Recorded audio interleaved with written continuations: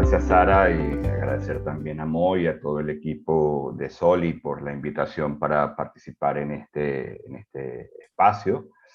Darles la bienvenida a todos y todas y bueno, confiando en que esto que vamos a hacer ahora sea más bien como un ejercicio de motivación para luego un debate y una construcción colectiva.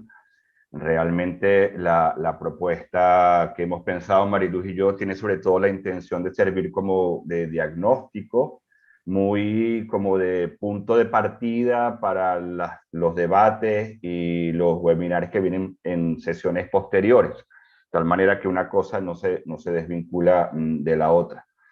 Tendría que decir que, bueno, que ya hasta en la propia presentación quedó claro el sesgo de género, porque Mariluz puso una presentación mucho más interesante que yo.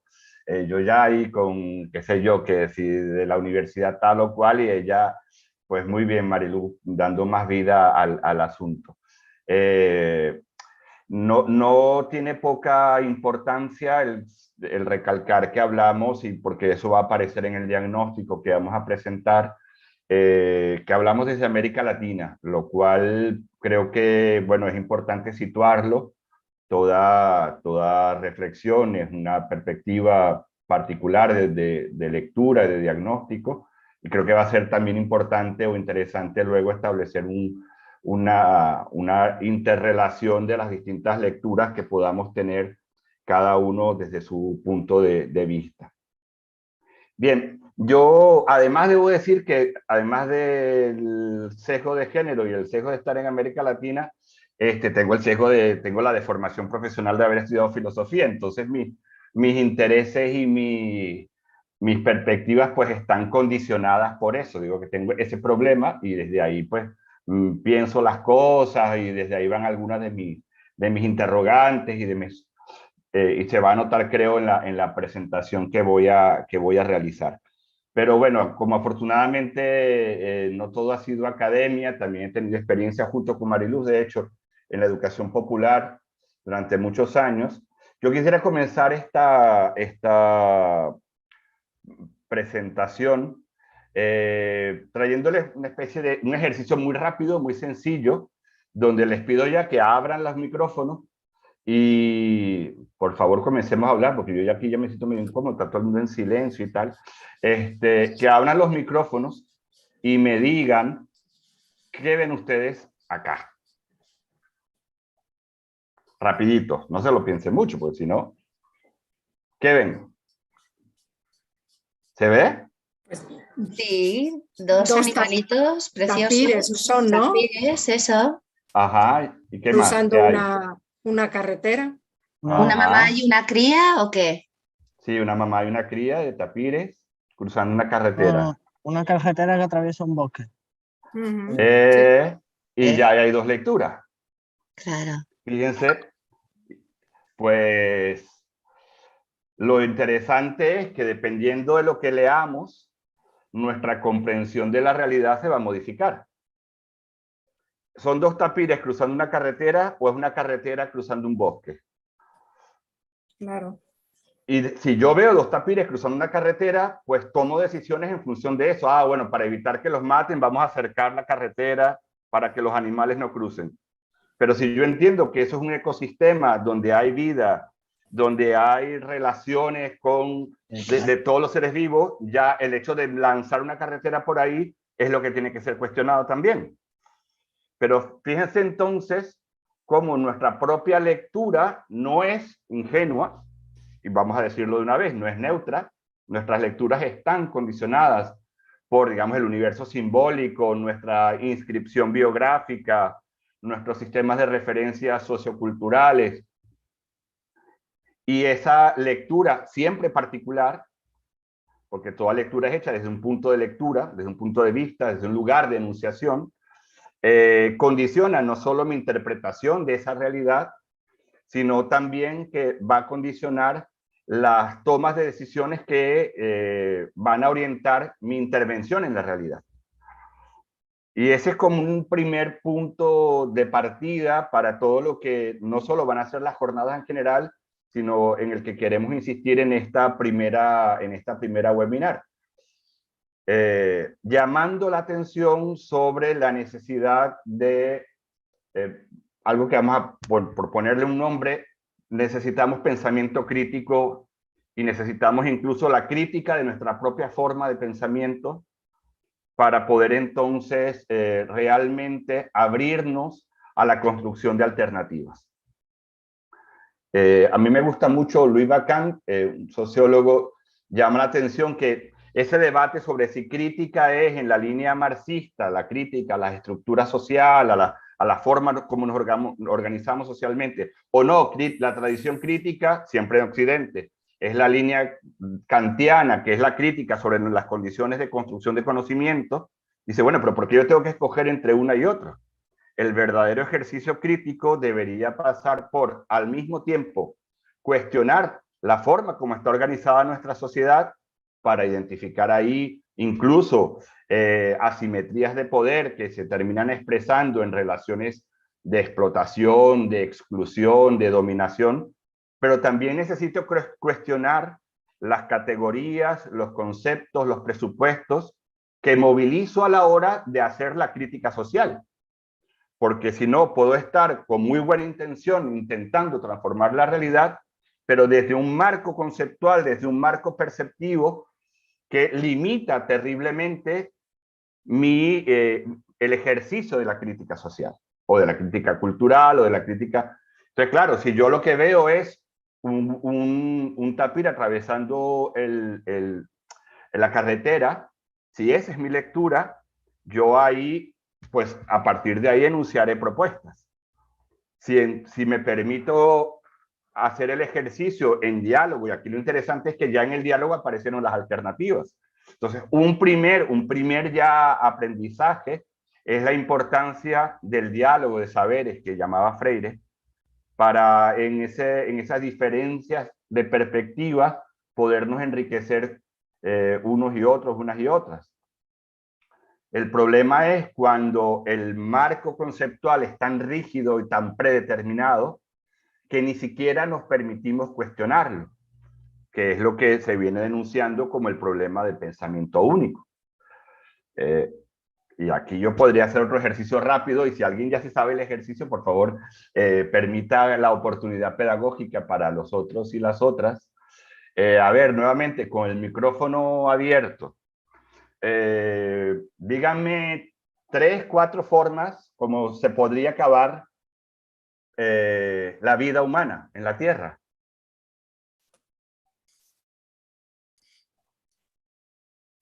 A ver, ¿no se les ocurre ninguna? Un meteorito. Un meteorito. Guerra ¿Qué nuclear. más? Una bomba nuclear. ¿Qué más? Un virus. Un virus. ¿Qué más? Siguiendo con el ritmo de vida que llevamos. Bueno, por ejemplo. Muy bien. ¿Qué más? Un supervolcán. El deshielo de los... ¿cómo se llama? De los polos o yo qué sé. La crisis climática. La crisis climática. Mire, en menos de un minuto hemos dicho, pedí 3 y llevamos 5. Formas como se podría acabar la vida humana en la Tierra. Dígame una forma igual de concreta como podríamos acabar con el sistema capitalista, patriarcal, colonial, sin acabar con la vida humana en la Tierra, claro, porque esa alternativa no es válida. Dígame una. Igual de concreta, que las otras. Las otras fueron bien concretas. Un meteorito, un virus.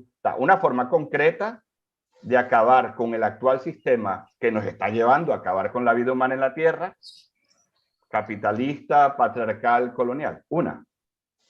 Autogestión. ¿Eso va a acabar con el sistema capitalista o el capitalismo lo va a reabsorber, como de hecho ya lo ha venido haciendo? Vale la pregunta, ¿no? No estoy diciendo que no haya que avanzar en forma de autogestión, por supuesto. Pero la provocación va más al punto, aquello que Frederick Jameson nos advertía, hablando de pensamiento único, que es más fácil pensar el final de la vida que pensar el final del capitalismo. Y eso es pensamiento único, porque al fin y al cabo el capitalismo es una construcción sociohistórica, no es ninguna tragedia metafísica ni una necesidad natural. Entonces, ¿cómo es eso? Que un sistema que hemos creado, ahora no tenemos la capacidad de pensar más allá de él. Al punto de que entonces la propia construcción de alternativas se ve inviabilizada, porque el problema con el pensamiento único no es solo las respuestas, sino que impide las preguntas. Impide incluso que nos hagamos las preguntas a propósito de cómo está estructurada nuestra realidad y cómo podemos desbordarla. Si yo solo veo un par de tapires atravesando una carretera, mis preguntas irán por ahí. ¿Cómo soluciono con la mejor intención del mundo? Porque no es un problema de intenciones, que también lo es, pero en todo caso aquí vamos a partir del supuesto de que todo el mundo quiere efectivamente que superemos los condicionantes propios de la crisis civilizatoria, que implica crisis ambiental y tal, todo lo que Moy ya nos ha descrito.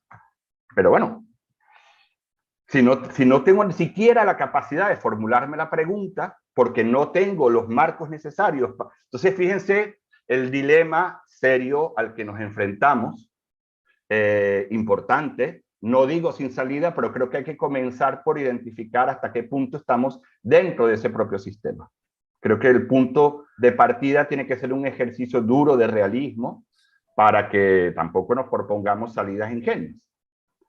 Pero no es que no haya salidas, es que las posibilidades se tienen que construir y no hacer del juego al pensamiento único que termina diciendo que no hay alternativa, ¿no? There is no alternative, que decía la señora Margaret Thatcher, ¿no? No hay alternativa. Si nos creemos que no hay alternativa, pues no las buscamos, tampoco.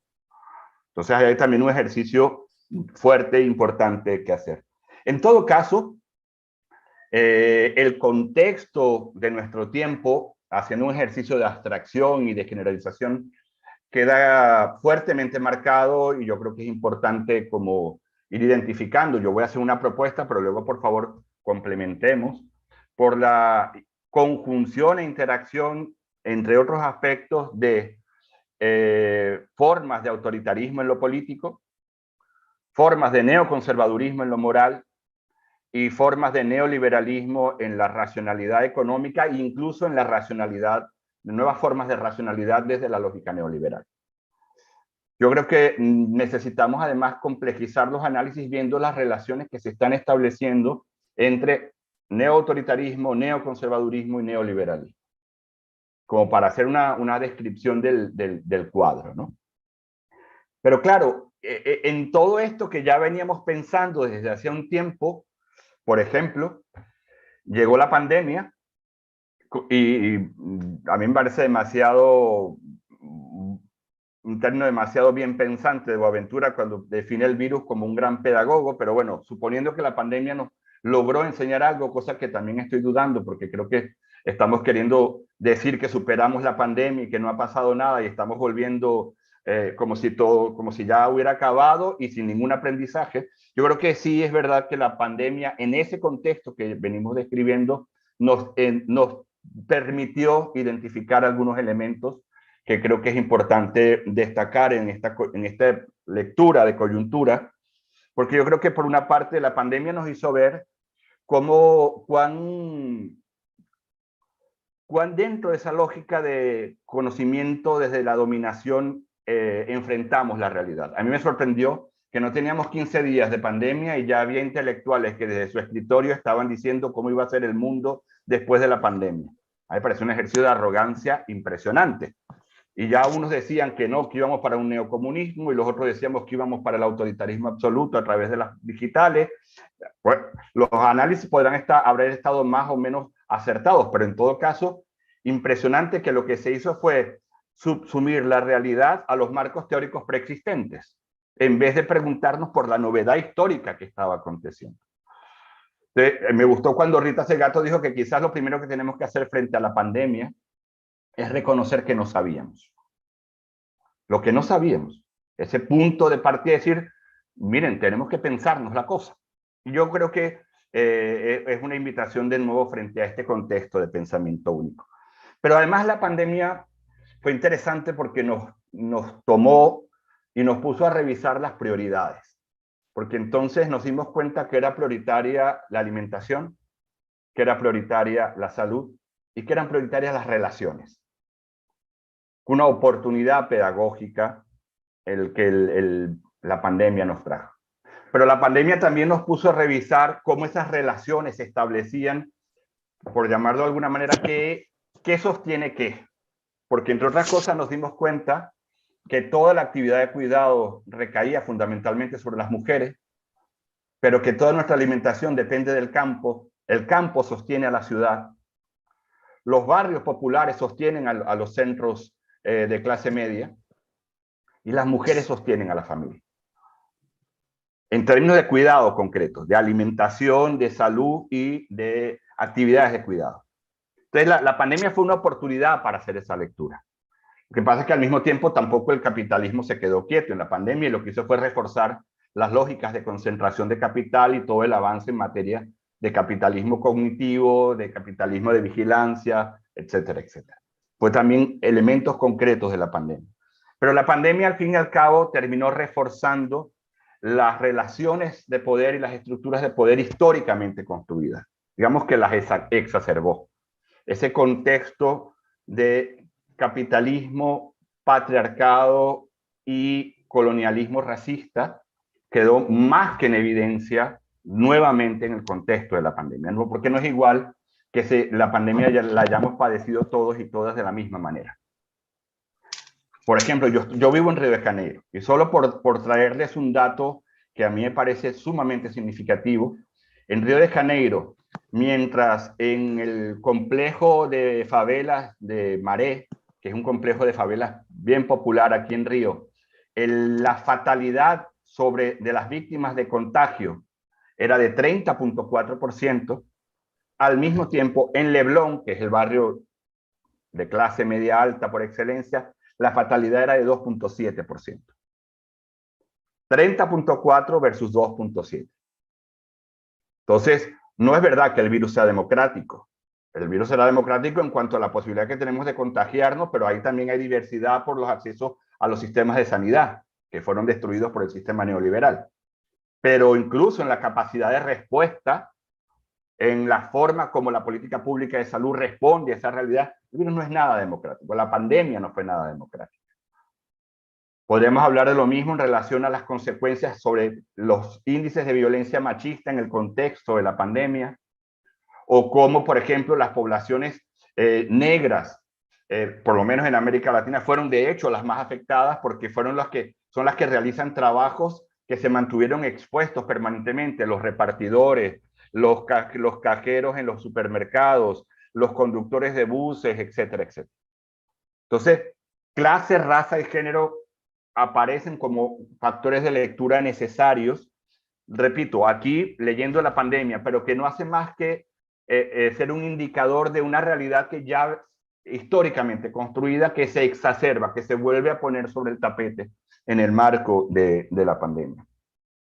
Pero creo que es importante, por aquello de construir formas de leer la realidad, superar, y en eso insistimos en este análisis de coyuntura, superar esas categorizaciones de formas fragmentadas, ¿no? Porque históricamente hemos leído el capitalismo, y entonces el capitalismo como una relación económica, y luego el colonialismo racista, y luego el patriarcado, y hacemos lecturas fragmentadas, separadas, sin preocuparnos por las interrelaciones entre esas formas de dominación. Esto es lo que se ha venido llamando la necesidad de una perspectiva interseccional o de un ejercicio de imbricación entre los sistemas de poder.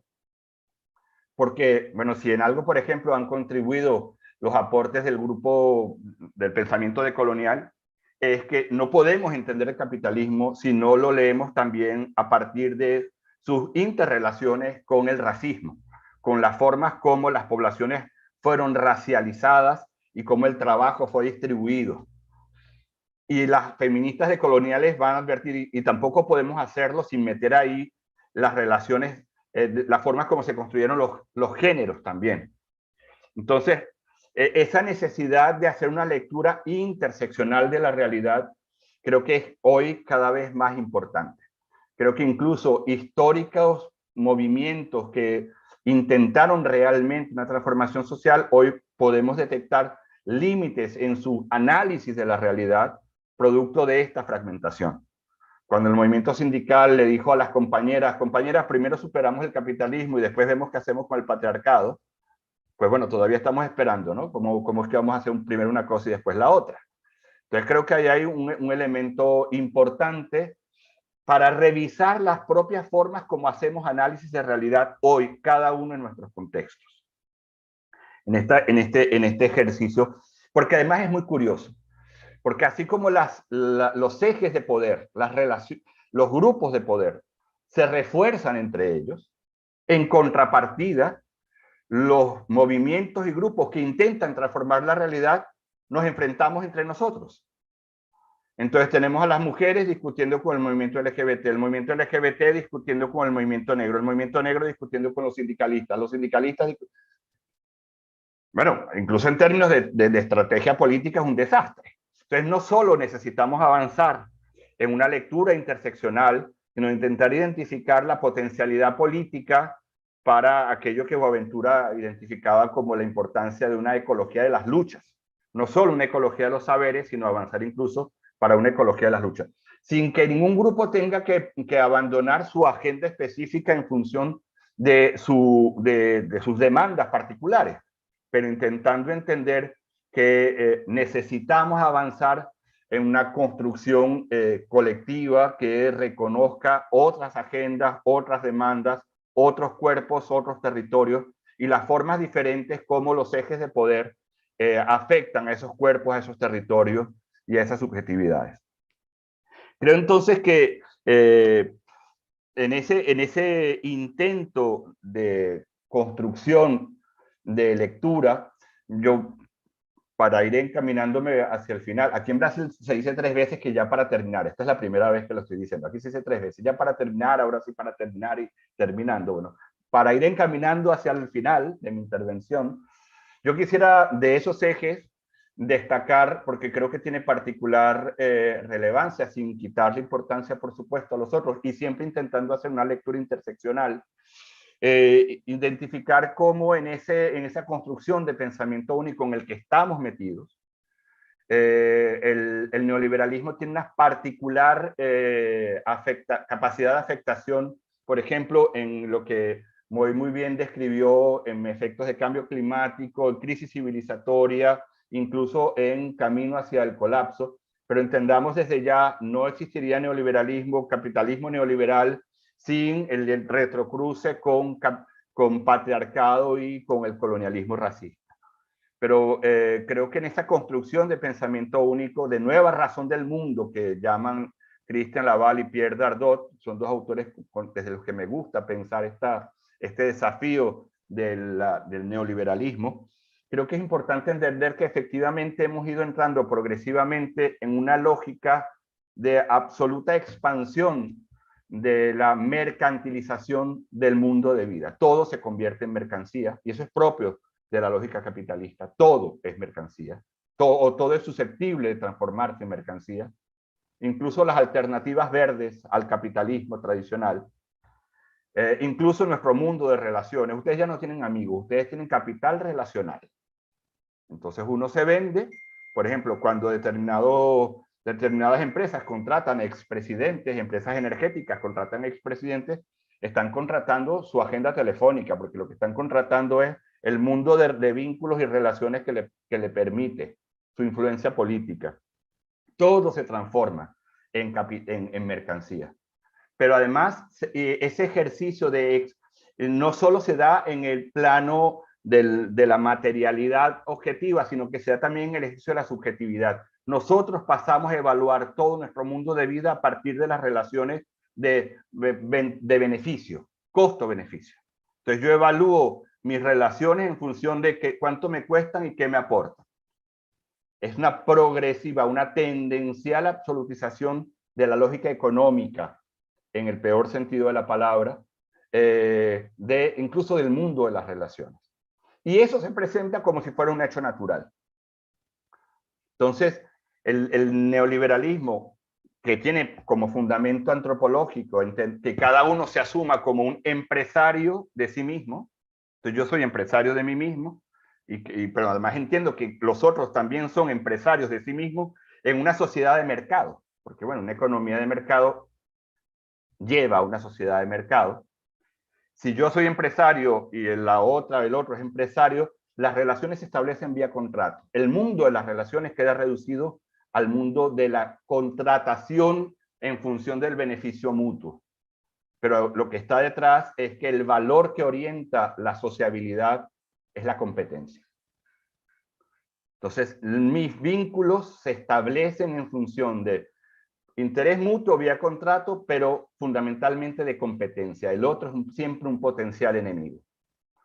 Entonces, imaginémonos el desafío que implica esa concepción de sociabilidad, de sociedad, de cara a construir movimientos sociales, alternativas sociales potentes para confrontar el actual statu quo. Se destruye el tejido social, porque si algo caracteriza el neoliberalismo es que su concepción de libertad no va aparejada a una idea de comunidad, sino que está constituida sobre la base del individuo abstracto y competitivo. Entonces, claro, con esa concepción de individuo y con esa concepción de sociedad, ¿cómo pensar la transformación social?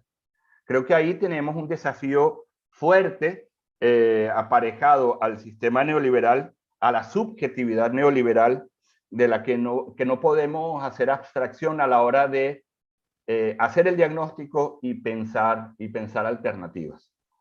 Creo que es importante identificar la erosión del tejido social producto de este pensamiento, de esta racionalidad neoliberal, de la competencia como valor organizador de la sociedad, de las relaciones solo vía contrato, y para partir de ahí entonces identificar los desafíos en la construcción de alternativas.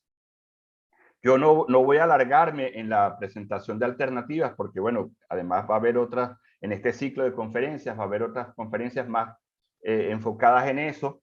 Y ya para darle la palabra a Mariluz, para ir cerrando, voy a cerrar presentando una construcción de alternativas hechas desde el sur, concretamente lo que se dio en llamar el Pacto Social, Ecológico, Económico e Intercultural para América Latina, formulado recogiendo, no creando nada en abstracto desde los escritorios de los intelectuales, sino recogiendo demandas históricas que venían siendo dadas desde los movimientos sociales y que con la pandemia volvieron a ponerse claramente sobre la mesa. Este pacto social del sur, pacto social, ecológico, económico, intercultural del sur, llamaba, por ejemplo, a la revisión de la tributación para avanzar hacia formas de tributación solidaria. Fíjense que no estamos hablando de ningún ejercicio de gran revolución, sino de medidas concretas que podrían ser tomadas. Pero claro, medidas concretas que solo van a tener potencialidad en la medida en que superemos esta lógica individualista y de competencia, pero planteaba, además de esta transformación en las formas de tributación para avanzar hacia formas de tributación solidaria, la anulación de las deudas externas de los estados por lo menos, la creación de sistemas nacionales y locales de cuidado para transformar esa desigual distribución del mundo de los cuidados que históricamente ha estado sobre las espaldas de las mujeres, avanzar hacia una renta básica universal, priorizar los ejercicios de soberanía alimentaria y la construcción de economías y sociedades post-extractivistas y al mismo tiempo recuperar y fortalecer espacios de información y comunicación desde la sociedad y no restringida al mundo de las empresas mediáticas. Que son 5 o 6 alternativas que no son nuevas, que fueron colocadas de nuevo en el tapete en el marco de la pandemia y que yo creo que dan primeros pasos hacia esta construcción necesaria para, como decía José Luis, no seguir encaminados hacia el fin de la vida humana en la Tierra, producto de este sistema que nos está llevando no solo a un colapso de carácter ambiental, a una crisis claramente en el campo de lo energético, sino una crisis civilizatoria. Yo creo que esa es una clave de lectura importante a ser realizada. Bueno, lo voy a dejar hasta aquí, agradeciendo nuevamente la oportunidad, esperando que luego en el siguiente paso, ya desde las preguntas, de las intervenciones de ustedes, podamos entonces avanzar en esa construcción colectiva de conocimiento y diálogo de saberes. Muchísimas gracias y le paso entonces la palabra a Mariluz Guillén. Gracias, Manu. Gracias por esos aportes. Bueno, a ver, fíjense que a mí me toca completar, digamos, este espacio de hoy trayendo la dimensión ambiental, ¿no?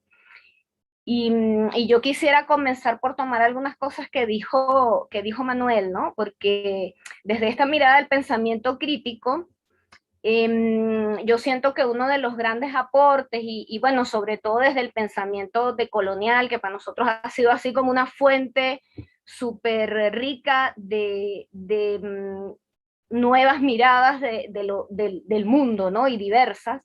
Yo creo que una de las cosas más importantes es que nos ha regalado como que ya ese capitalismo, ese monstruo que veíamos ahí, no es solamente un monstruo económico, sino que es mucho más y que es un conjunto de relaciones, como decía Manuel, que nos hacen ver entonces que la realidad está llena como de unas jaulas, podría decir yo, o sea, donde nos vemos como atrapados por unos preceptos sociales, unos juicios, unas formas de ver el mundo, que como que nos han puesto unas gringolas que nos están llevando a la destrucción total, ¿no? Yo creo que además como que un regalo, podríamos decirlo así, de todo lo que estas líneas de pensamiento crítico nos regalan, es como que hoy podemos decir que el sistema capitalista es además entonces un sistema patriarcal, colonial, racista, ¿sí? O sea, es una cosa mucho más grande, ¿no? Y eso es súper importante para que nosotros podamos mirar las dimensiones de este problema, ¿no? Y entender incluso cómo ese ha sido, o sea, ese sistema, en esa forma de funcionamiento, en ese entramado de relaciones, eso genera unas consecuencias en la vida humana y ha llegado a tales niveles ese efecto que estamos colocando en riesgo la vida nuestra. O sea, es un sistema que ha afectado al ecosistema en gran escala, colocando la vida en riesgo, ¿no? Eso es lo más grave de lo que está ocurriendo. Y fíjense que pudiéramos hablar de cifras, porque hay montones de cifras científicas que manejan los organismos internacionales sobre todo este tema de la magnitud de la crisis climática, pero yo quisiera más bien enfocarme como en dos cosas, ¿no? Porque bueno, podemos decir el gran problema del calentamiento global y entonces ya vamos al peligro de llegar a los 3 grados y ese tipo de cosas. Pero yo quisiera que pusiéramos la mirada en otro lugar, que me parece súper importante también para incorporar en esta mirada crítica y que tiene que ver con el sentir. Porque entonces, claro, esas cifras y toda esta magnitud global es algo que está como fuera de nosotros. Pero yo les invito a que miremos y les invito incluso a colocarlo allí en el chat, vamos a utilizar el chat, que coloquemos cómo nosotros sentimos en nuestra vida cotidiana esta crisis climática. Porque es que allí tenemos que poner la mirada para que más allá de los científicos, más allá de los intelectuales, la sociedad toda, desde las mamás, las abuelas, las tías, los niños, podamos entender que es absolutamente necesario movilizarnos en este tema. Entonces pongamos ahí, ¿cómo nos afecta en la cotidianidad? Fíjense que una de las cosas de todo este trastorno ecológico en el que estamos metidos es que, por ejemplo, hay cada vez más alergias a todos los niveles, para todas las edades. Cada vez hay más niños con resistencia al gluten, por ejemplo, ¿sí? Entonces, por eso es que tenemos más alimentos gluten free, por decir alguna cosa, ¿ok? Entonces, eso está directamente vinculado con nuestra dieta. Cada vez es más difícil, ¿sí? Conseguir alimentos orgánicos, porque todo pasa, digamos, por todos los productos estos que vienen del monocultivo, cargados de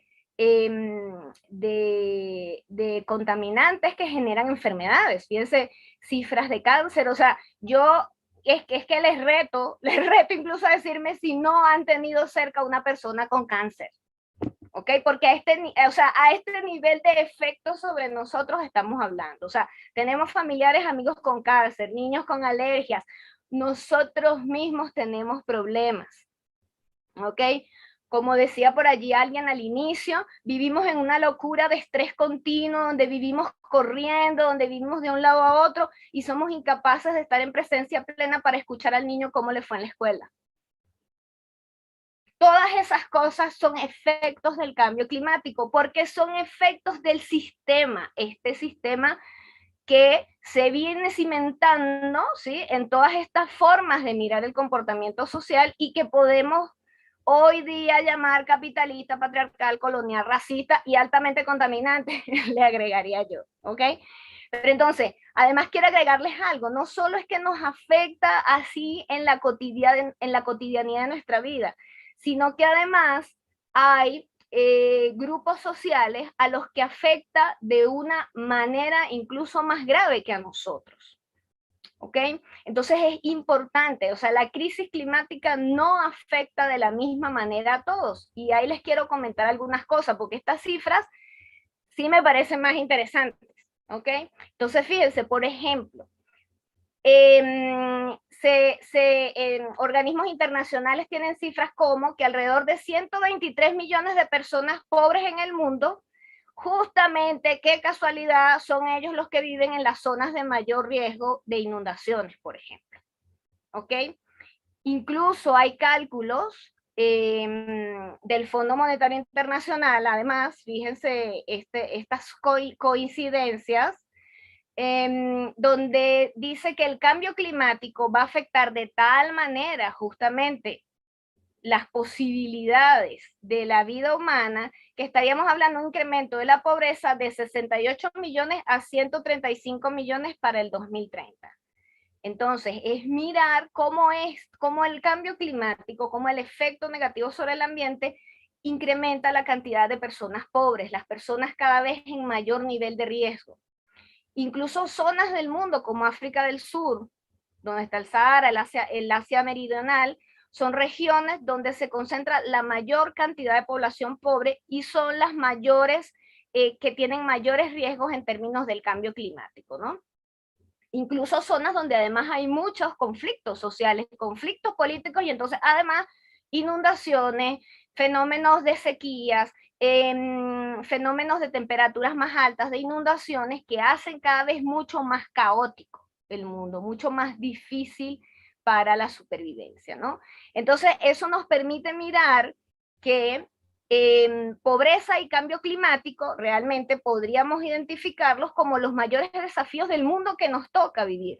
O sea, de este mundo en el que estamos, por X razón, somos las generaciones que estamos vivos aquí y ahora. Entonces somos nosotros los que tenemos que enfrentar esta situación y tenemos que ser cada vez más conscientes de estas relaciones de causa-efecto que aquí se dan, para que entonces, digamos, justamente buscando efectos entonces sobre las causas podamos transformarlas, ¿no?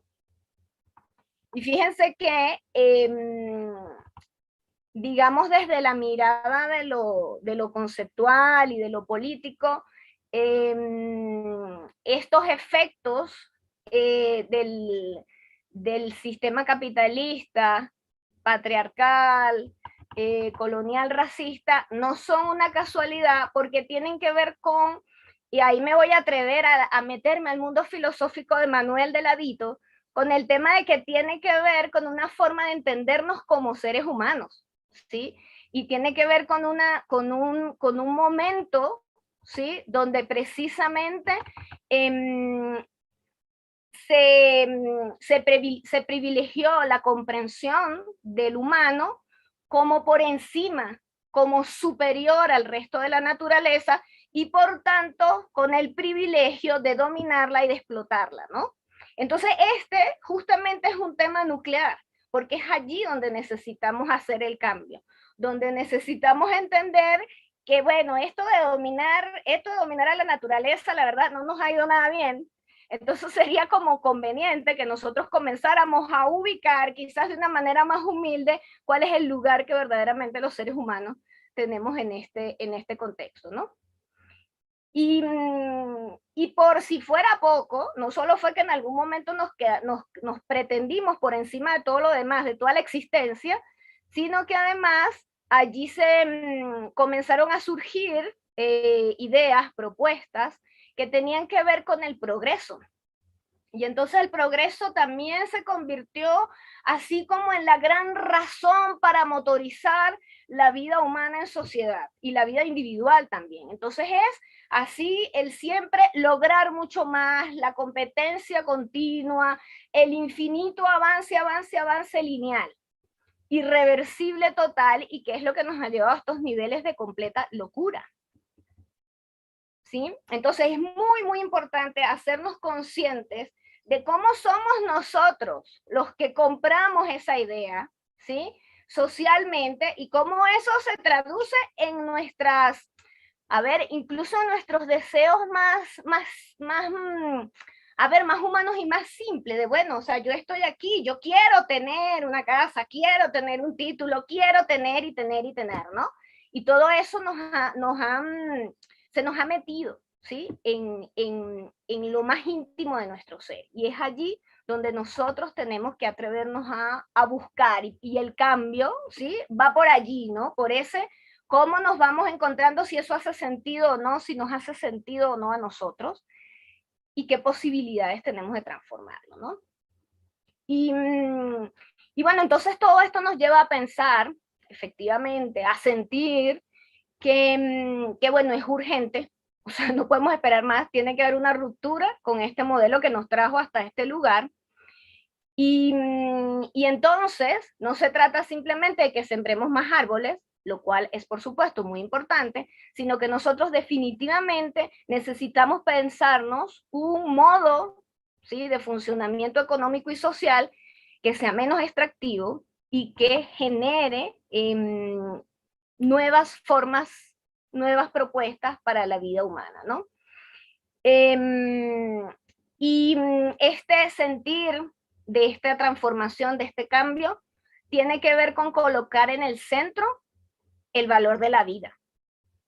Por encima de todo, el respeto a la vida. Y esa vida, además, y creo que ese es otro de los elementos de la pandemia, para aportar algunas cosas también a lo que Manuel nos traía, esa vida, además, se vincula con los afectos. Tiene que ver con nuestros vínculos más queridos. Tiene que ver con esa dimensión interior de quienes somos, de lo que somos capaces de amar, cuidar, proteger, ¿no? Y esa ruta es súper importante porque para mí nos permite encontrarnos con nuestro propio poder. Porque lo que es importante para nosotros nos conecta con nuestro propio poder y nuestra capacidad de hacer cosas, justamente al servicio de cuidar eso importante, ¿no? Y aquí quizás esa noción teórica de la agencia, ¿sí?, de que tenemos poder y podemos organizar cosas para transformar, se puede hacer también más íntima y real. Es que yo sí puedo cuidar lo que yo quiero. Y me puedo conseguir con otros que también están dispuestos a cuidar, y entonces el impacto del cuidar puede ser mucho más grande, ¿no? Pero desde lo que es significativo para mí, no es ni siquiera un tema de que es un deber hacer, sino cómo es que yo me conecto con que es que sí lo quiero hacer, viene del alma, viene de lo que es verdaderamente valioso, ¿no? Altamente valioso para mí, ¿no? Y fíjense que con la pandemia, una de las cosas que quería traer es que nos sirvió, a mí me parece que en estos términos de pensar en nuevas alternativas, la pandemia nos sirvió para darnos cuenta que podemos vivir sin el sistema capitalista. Porque se paró todo, o sea, todo se paró. Y aquí seguimos. Perdimos algunos familiares y fue muy lamentable para nosotros, perdimos familiares y amigos en todo esto, pero la verdad es que dejaron de funcionar los globales gigantescos y superconsumidores de energía, sistemas de transporte global. Dejamos de consumir y estar metidos de cabeza en los centros comerciales, ¿ok? Y aquí estamos. Entonces pareciera que hay como una cantidad de parafernalia, llamémosla así, de la vida, que pareciera que no es tan necesaria. Porque lo importante, la verdad, era estar comunicados con la gente que queríamos. Y a alguna gente le tocó más difícil, a alguna gente que vivía en el exterior, que vivía en otros lugares, le tocó estar muy distante de su gente querida. Y este mecanismo de Zoom se convirtió en el gran acompañante en todos estos procesos para mantenernos en contacto con la gente, ¿no? Entonces, creo que aprendimos de alguna manera que, o sea, la pandemia nos regaló, más bien, como la idea de que a pesar de que vivimos en el capitalismo, porque por supuesto que no desapareció, no vivimos por y para el capitalismo. Eso me parece una cosa tremendamente poderosa, porque significa que aunque tengamos ese cuadrito allí, no necesariamente todo lo que hacemos tiene que, digamos, estar al servicio del sostén del sistema, ¿no? Y además tiene que ver incluso con mirar, con hacernos preguntas, ¿no? Y cuestionarnos sobre temas, por ejemplo, lo del transporte. Mucha gente empezó a usar bicicletas o empezó a caminar, empezó a usar otras medidas de transporte. Y eso ayudó a reducir el CO2. El drama, digamos, en lo que ya la pandemia va entrando en otra fase, que bueno, que todo el mundo volvió a tomar su carro y todas las cosas, pero a ver, detengámonos un momento. ¿Realmente es que mi vida no puede ser sin el carro? Sí, o sea, creo que hay elementos de lo que vivimos en pandemia que nos permite ver, además en lo concreto, en hechos concretos reales cercanos a todos, que sí se puede hacer de otra forma, ¿no? Entonces, la pandemia nos puso en discusión como todas nuestras rutinas regulares. Y yo creo que lo importante es que lo hicimos como una coyuntura. Pero bueno, a ver, ¿qué tal si esa coyuntura la podemos alargar en la vida, ¿no? Entonces, como que la pandemia nos plantea el reto de, hey, miren las cosas que sí se pueden hacer y qué tal si decidimos, entonces, si podemos tomar decisiones como individuos y como colectivos de que esas cosas puedan ser más permanentes en nuestra vida y de esa manera generar un deterioro menor, ¿no? En nuestro entorno en general. Ahorrar espacio para ahorrar tiempos y espacio para compartir con la familia, con las amistades. Y bueno, además esta pandemia también nos hizo valorar un espacio, Manuel lo mencionó en algún momento, que usualmente hemos infravalorado, que es el espacio de lo rural.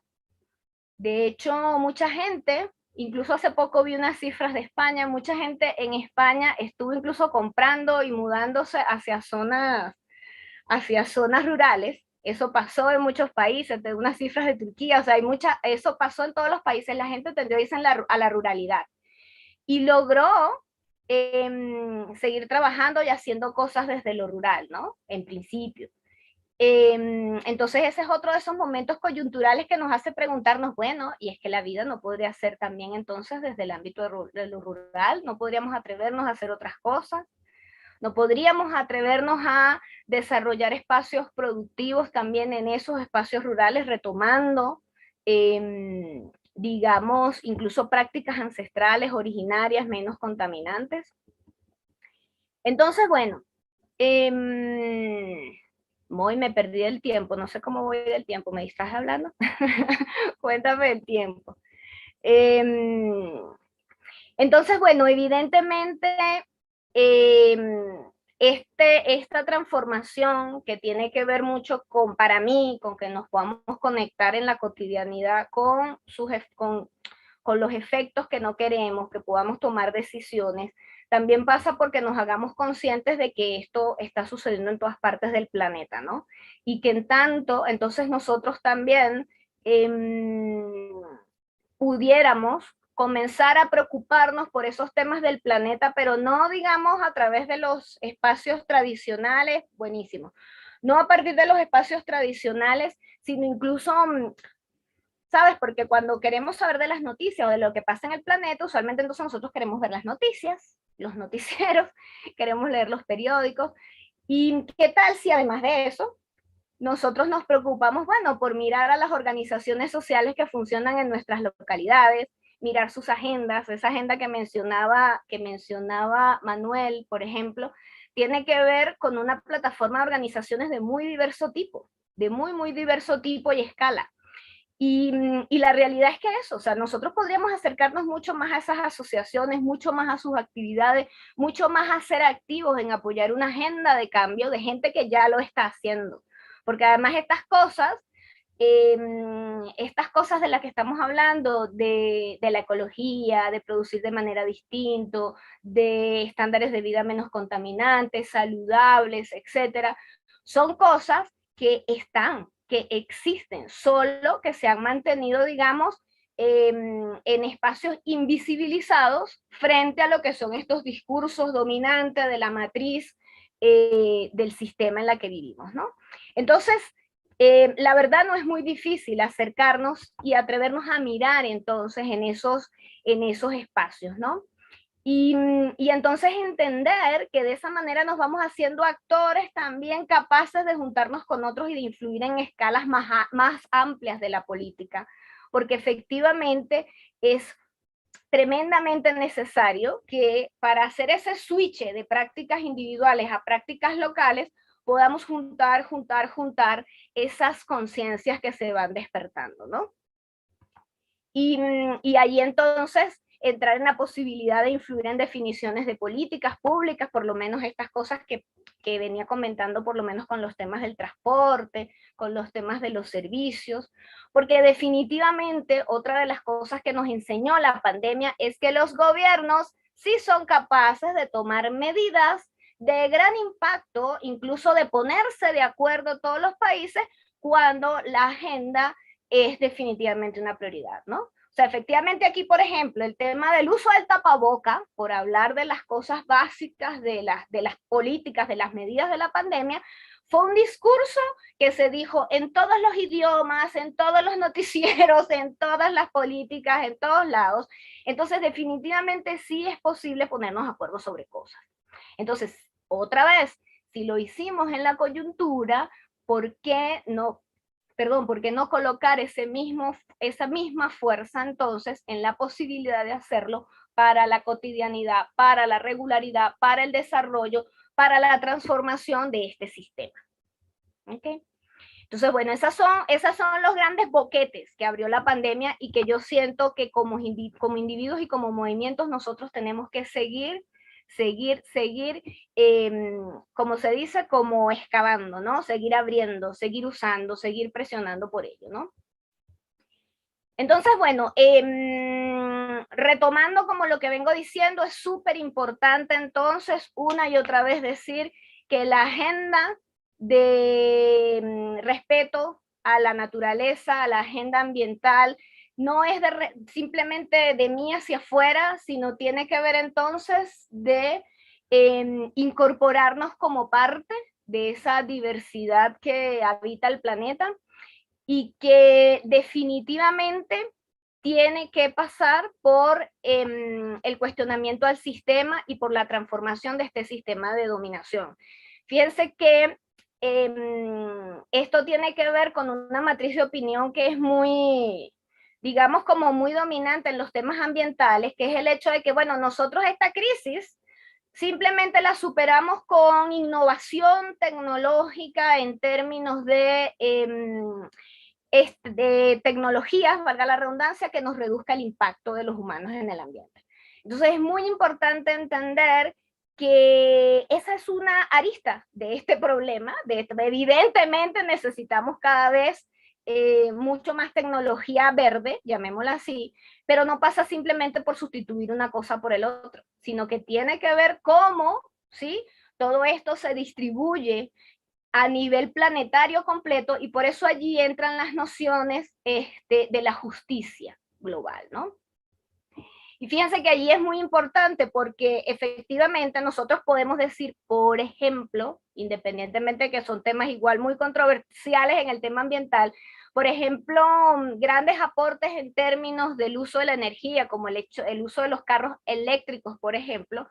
Bueno, está claro que los carros eléctricos están disponibles en las principales capitales del planeta, a unos costos súper altos que evidentemente distan mucho de que las grandes mayorías populares de todo el mundo puedan acceder a un sistema de transporte menos contaminante, ¿no? Entonces, bueno, son estas cosas, no solo es la tecnología, sino tiene que ver con cómo generamos las transformaciones desde niveles, entonces, de mucha mayor organización social que hagan visibilizar estos intereses de cambio y de transformación, ¿no?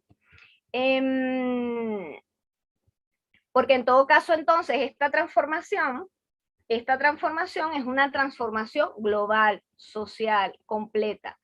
Y fíjense que en este sentido, digamos, la gente cuando oye de transformación social y política, inmediatamente uno tiende como a imaginarse las protestas sociales, ¿no? Que son parte de esto.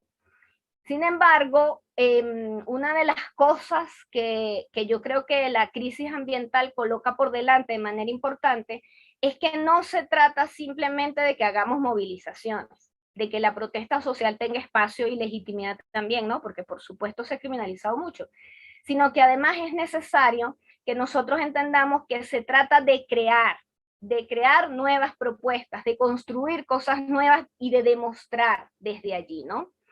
Y yo ahí me voy a permitir leer acá un texto de un autor de Colonial que se llama Nelson Maldonado Torres. Bueno, les voy a compartir sobre dos personas, sobre Nelson Maldonado Torres y sobre Juan José Bautista Segales. Y se los quiero leer porque es que me parece que sintetizan para mí como que un lugar súper importante desde donde generar esta acción de cambio para la sociedad que necesitamos ahora, ¿no? Y fíjense, él dice, en el mundo moderno colonial, la resistencia en su sentido más radical quizás deba ser entendida como un esfuerzo por la reexistencia. Es decir, que resistencia no se trata solamente de una cuestión de negar un poder opresor, sino también de crear las maneras de existir, lo que incluye nuevas formas de sentir, de pensar y de actuar en un mundo que se va construyendo él mismo a través de variadas insurgencias e irrupciones que buscan constituirlo como un mundo humano. Entonces, para mí es la clave reexistir, recrear, construir lo nuevo, ¿no?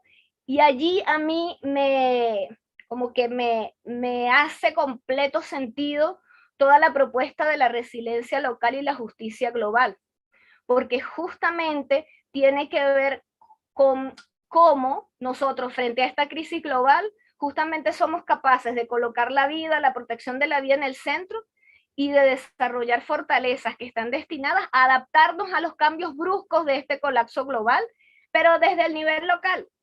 Y desde allí entonces todos podemos tener espacio, todos podemos hacerlo, todos podemos construir resiliencia, ¿no? Y aquí significa el cómo podemos resolver cosas además muy prácticas, ¿sí?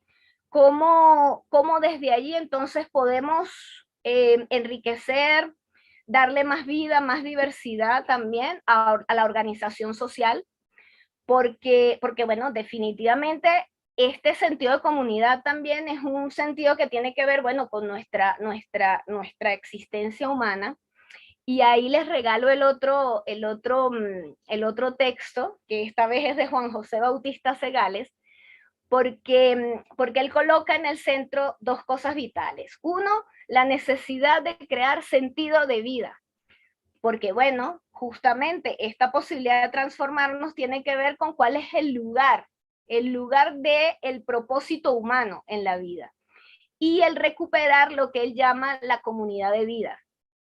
Y desde esta mirada ancestral andina, porque él es originario de lo que hoy es el territorio de Bolivia, y él dice, esta comunidad de vida es la convivencia entre tres parientes. Además, bueno, es muy hermoso, ¿no? Esto.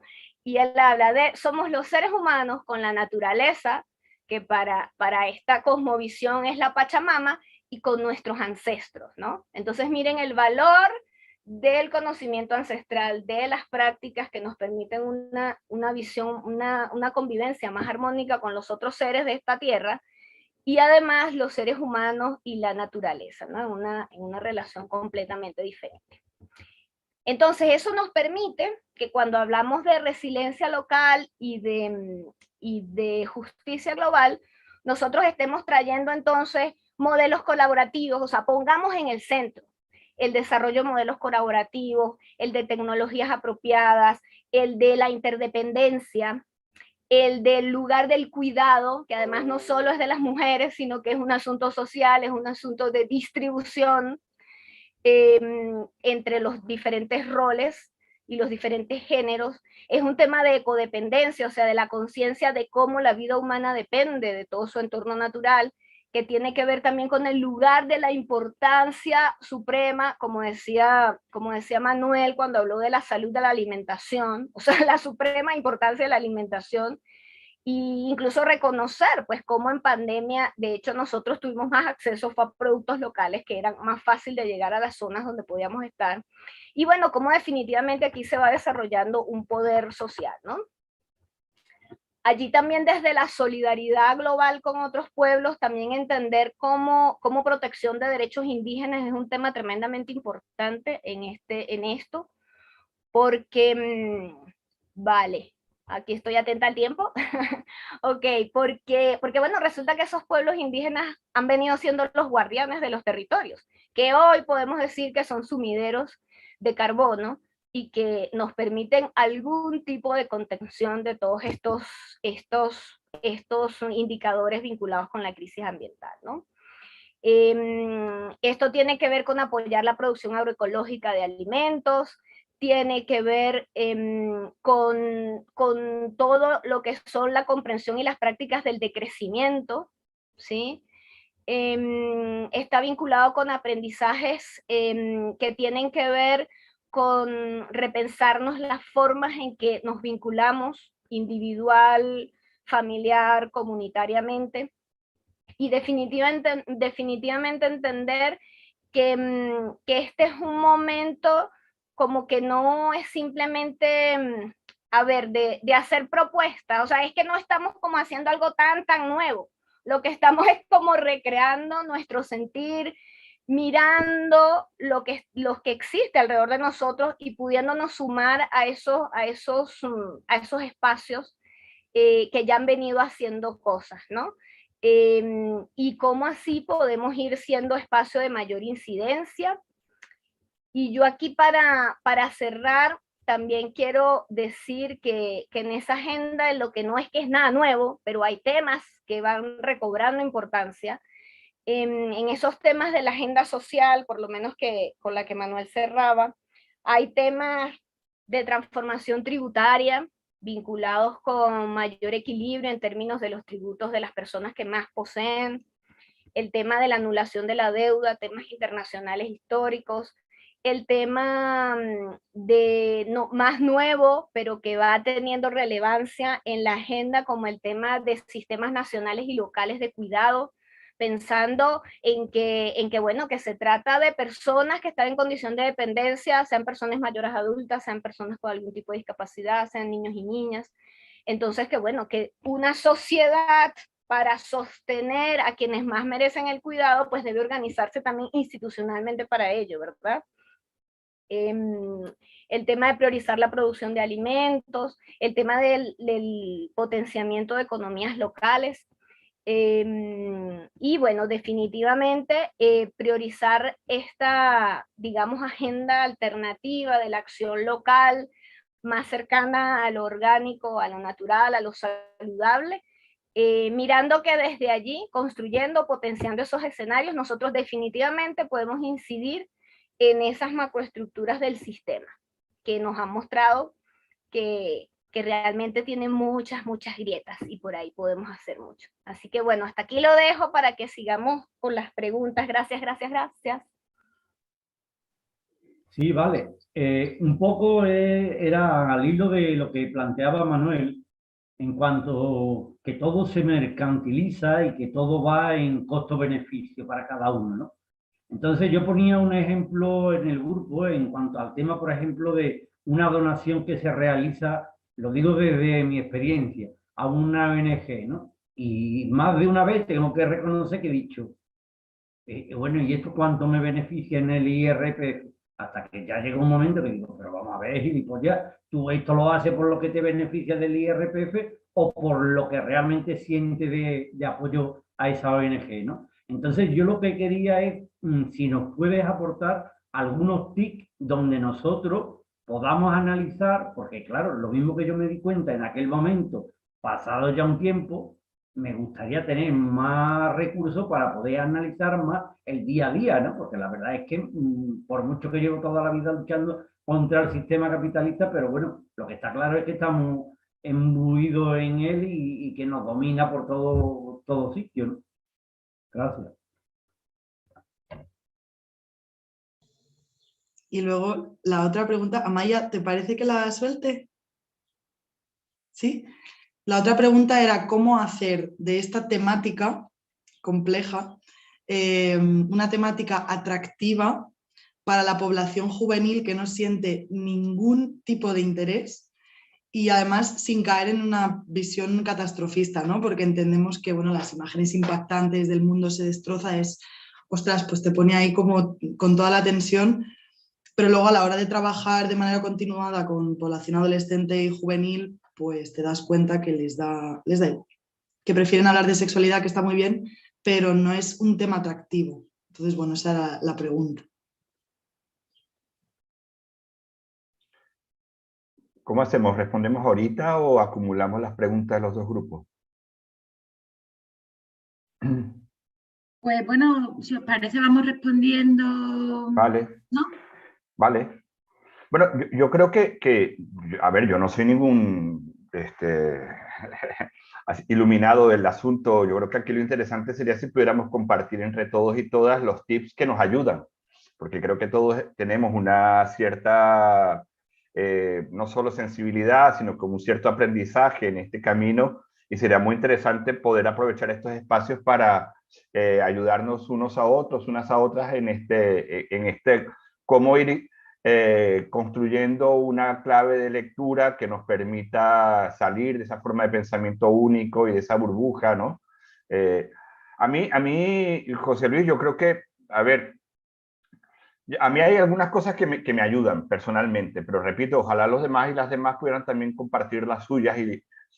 Por ejemplo, a veces toda construcción humana es contingente y entonces toda construcción humana genera efectos y no siempre los efectos son orientados por aquello que esperábamos. Entonces yo creo que vale la pena preguntarse qué se está quedando fuera, qué grupo humano, qué cuerpos no estoy considerando, qué efectos, es lo que Franklin Kelambre llama el criterio de victimización. ¿Qué nuevas víctimas se están generando? Eso a mí me ayuda a pensar. Y yo siempre pongo como ejemplo cuando las mujeres de clase media europea conquistaron, y sin duda es una conquista, el acceso al mercado de trabajo, demoramos años en darnos cuenta que muchas de las tareas de cuidado pasaron a ser realizadas por mujeres migrantes racializadas, sin siquiera derechos laborales. Y demoramos años en darnos cuenta, o por lo menos en que eso entrara en el debate público. Entonces, fíjate, un avance, una conquista, no estoy negando el valor de conquista, pero claro, fue una conquista para determinados grupos, determinados cuerpos. Y por no preguntarnos más allá, nos quedamos en la celebración, ¿no? A ver, ¿quiénes están quedando fuera de la ecuación? Y otra cosa que a mí me ayuda también es algo que las propias feministas negras norteamericanas plantean cuando se presenta una conquista en términos, qué sé yo, del debate anticapitalista, preguntarnos, y en términos del racismo, ¿cómo está ese asunto? Y en términos de género, ¿cómo está ese asunto? O sea, siempre intentar hacer las lecturas interseccionales. Yo creo que eso ayuda. A una conquista de las mujeres, perfecto, sin duda celebrarlo, pero a ver, ¿Y serán todas las mujeres las que están participando de esa conquista? ¿O será que las mujeres negras, las mujeres latinoamericanas, las mujeres del este europeo están quedando fuera? Hacer esa lectura compleja, interseccional, creo que también ayuda. Y luego creo que esa comprensión del pensamiento único ya nos pone, hombre, vamos a decirlo, es un coñazo, ¿no? Porque no nos deja estar en paz nunca. Pero bueno, el hecho es que es así. Entonces, a ver, ¿será que esta conquista, esto que estoy celebrando, a ver, en lógica del refuerzo, de lógica capitalista, ¿cómo se entiende? ¿Cómo pasa? Ese asunto de estoy leyéndolo muy en la lógica del sistema o estoy saliéndome realmente del sistema. Creo que ahí hay algunas claves que, repito, creo que es un aprendizaje cotidiano. Creo que además es importante entender que es un ejercicio contracultural. Digo, en cuanto a que el ambiente es el de este pensamiento único. Y si no hay un ejercicio permanente, inercialmente vamos a reproducir la lógica hegemónica. Entonces creo que ayuda además pertenecer a colectivos donde el otro nos pueda leer y nos pueda advertir. Eso sería el ejercicio colectivo del cuidado de unos con otros, en la construcción de cada uno también. Bueno, esos son algunos tips que a mí me ayudan. Son incómodos, pero me ayudan. Sí, yo ahí quería aportar algo también. Sí, tengo chance. Muy. Sí, sí. Sí, ahí yo quería decir con esa reflexión como sobre esos sistemas que techan algunas cosas, intentan redirigir recursos.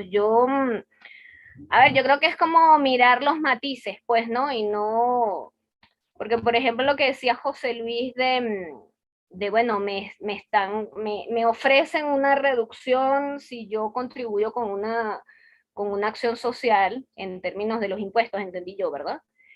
Bueno, yo creo que es bien útil es que haya diversidad de formas, ¿no? Porque si efectivamente estamos domesticados en el sistema capitalista, pues efectivamente, a ver, el tema del dinero que usas, ¿sí? Eso te afecta, ¿no? Te llama, te jala.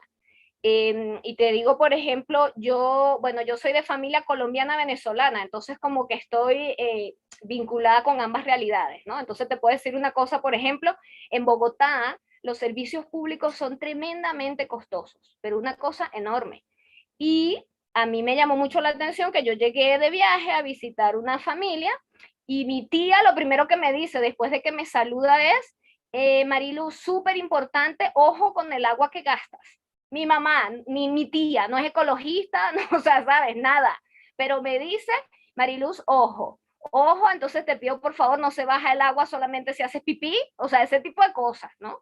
Entonces, yo siento que efectivamente, o sea, domesticados en ese cuadrito capitalista, o sea, evidentemente lo que tiene que ver con este tipo de costos sobre servicios y reducciones de impuestos por ahorros o por contribuir con otros, o sea, creo que efectivamente son medidas, no son las perfectas, pero yo creo que ayudan a un nivel, digamos, de cierto nivel de reducción de algunos impactos, porque entonces te digo, aquí en Venezuela, que nosotros pagamos cero, o sea, que de verdad prácticamente no hay nada de facturación, esto es un desastre en términos de cómo usamos, ¿sí?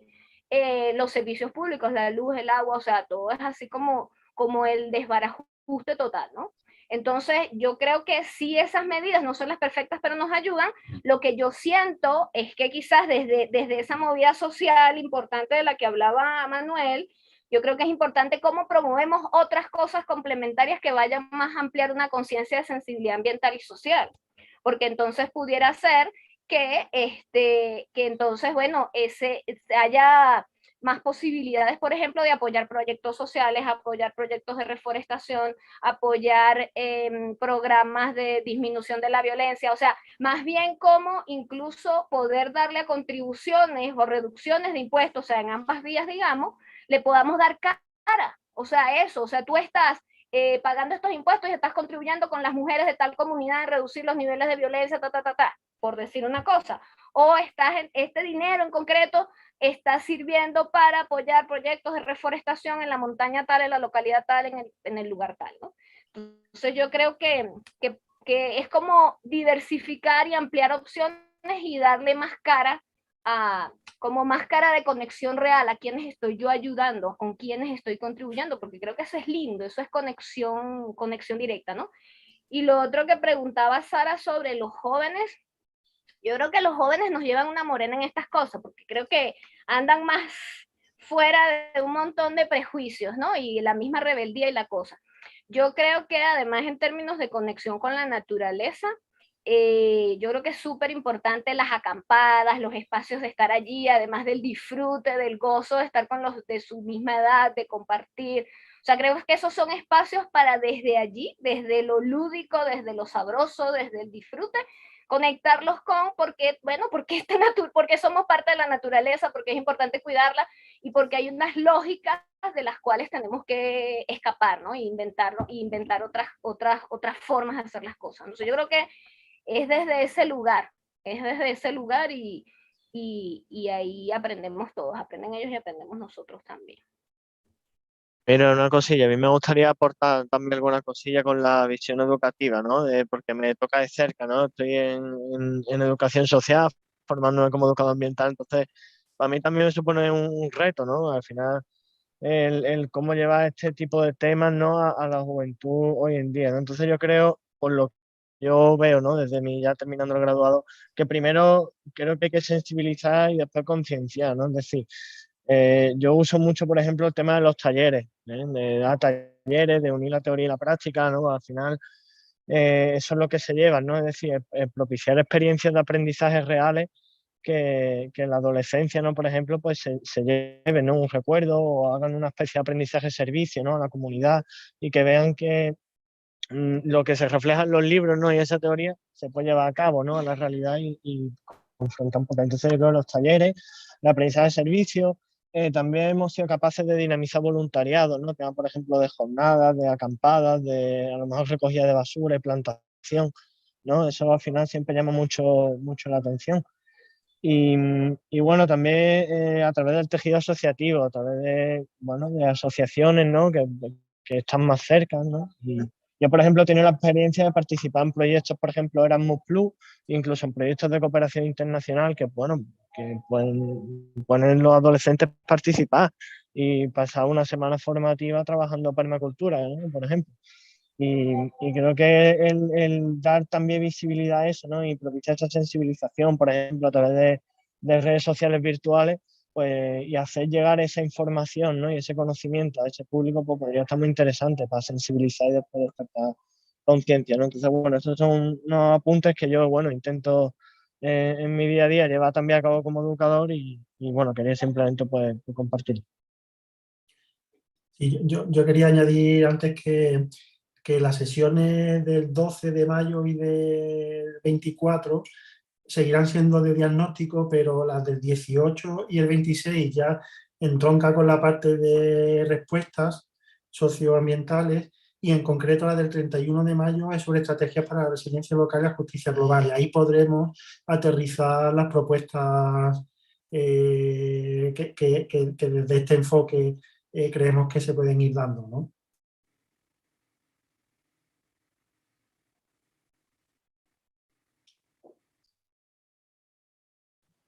Bueno, pues había más grupillos por ahí, ¿no? ¿Tenéis algunas preguntas?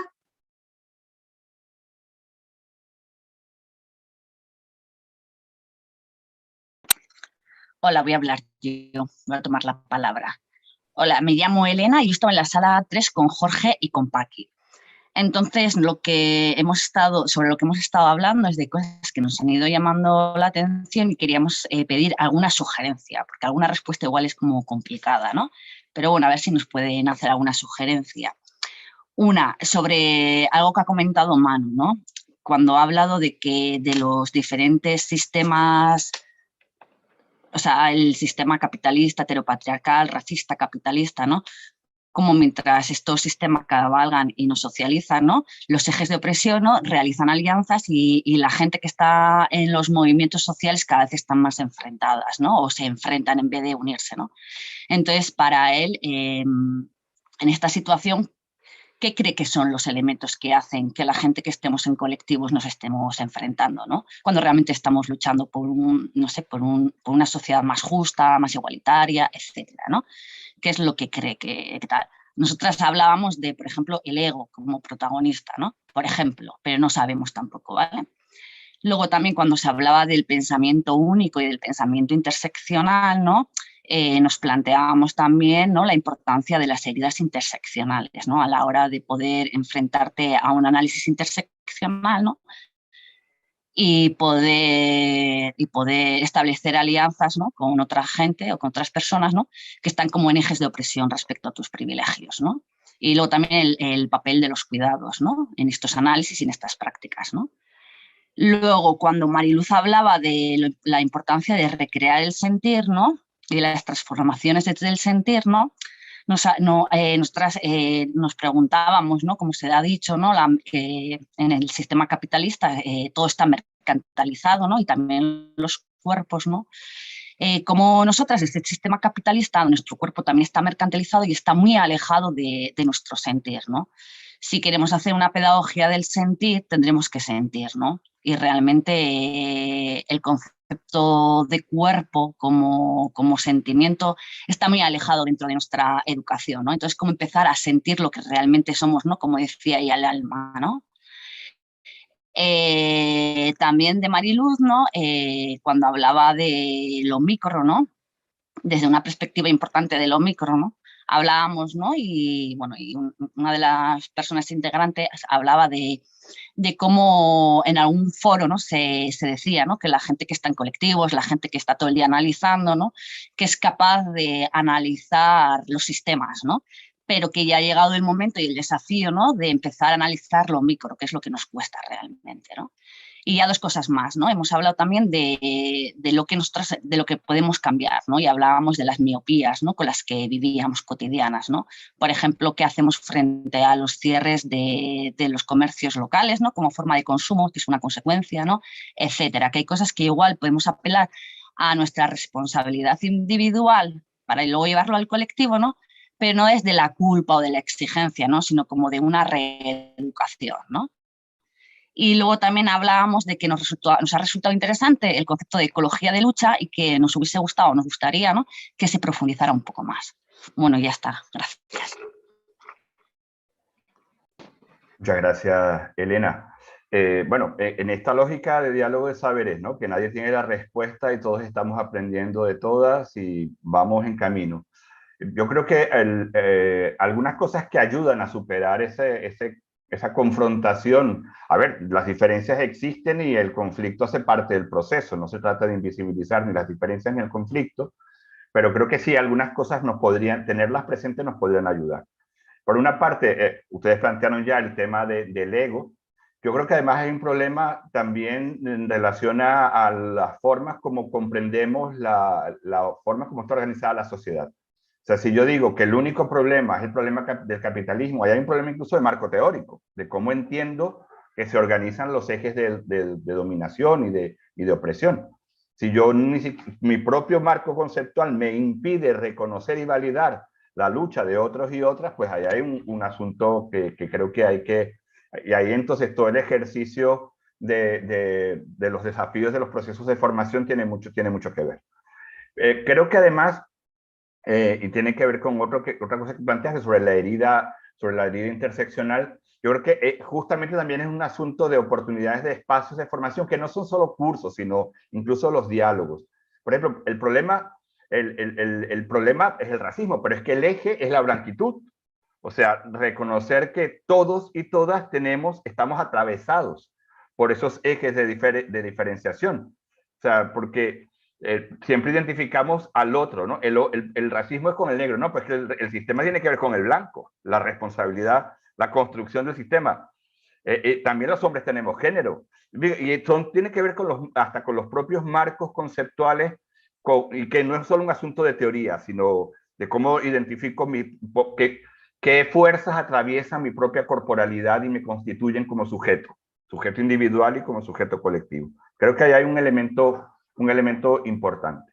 Y luego, con esto de las confrontaciones entre los propios grupos, yo creo que además el sistema es perverso, al punto de que nos pone a competir, por ejemplo, por los recursos. Yo recuerdo cuando yo hacía parte de ONGs, la lucha a muerte por los recursos, porque es que yo recuerdo incluso en España, las asociaciones memorialistas tenían que disputar entre ellas los escasos recursos que el Estado daba para acceder a poder exhumar los cuerpos de sus familiares. O sea, el Estado no solo se libró de la responsabilidad de Estado de desenterrar los cuerpos de las personas víctimas del franquismo, sino que puso a competir a las propias asociaciones entre ellas para acceder al recurso necesario. Entonces creo que a veces hay algunos dispositivos que potencian ese conflicto y esas relaciones entre grupos y entre organizaciones y movimientos. Y creo que es importante ser capaces de detectarlo.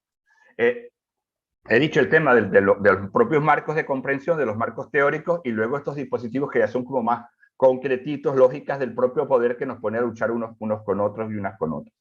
Y yo creo que además es importante por eso, no solo los procesos de formación formal, vamos a decirlo así, sino entender también todo espacio como un espacio con potencialidad pedagógica.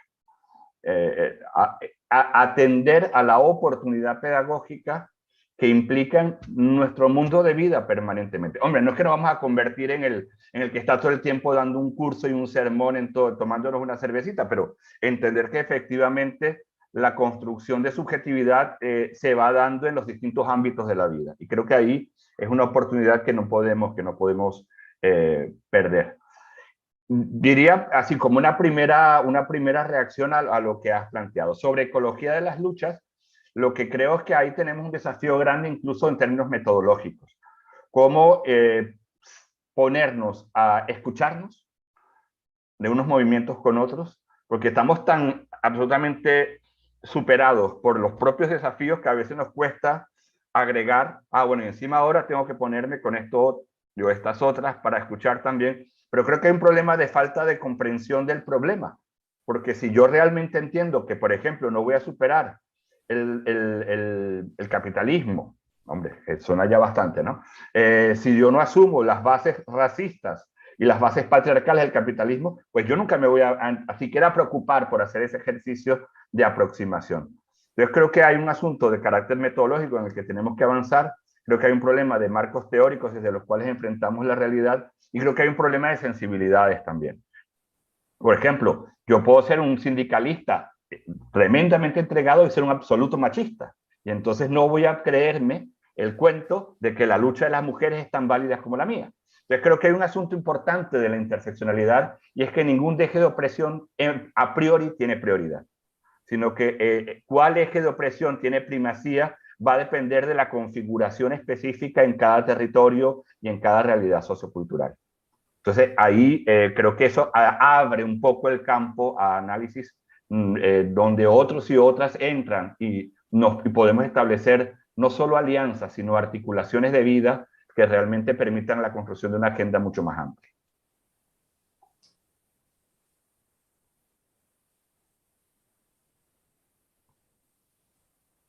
Sigo yo. Gracias, Elena, por esas preguntas. Ese grupo estuvo muy interesante también. Qué bonito esos aportes. A ver, fíjate que lo del cuerpo para mí es como el trabajo en el que ando más en el último tiempo, ¿no? Y te digo porque el cuerpo, yo creo que el primer lugar con lo que nos coloca es con el autocuidado. Y eso incluso para quienes somos los superactivistas de organizaciones, eso nos remueve, porque como nosotros pasamos largas jornadas y horas, hace que hace, nos olvidamos de nosotros mismos, ¿no?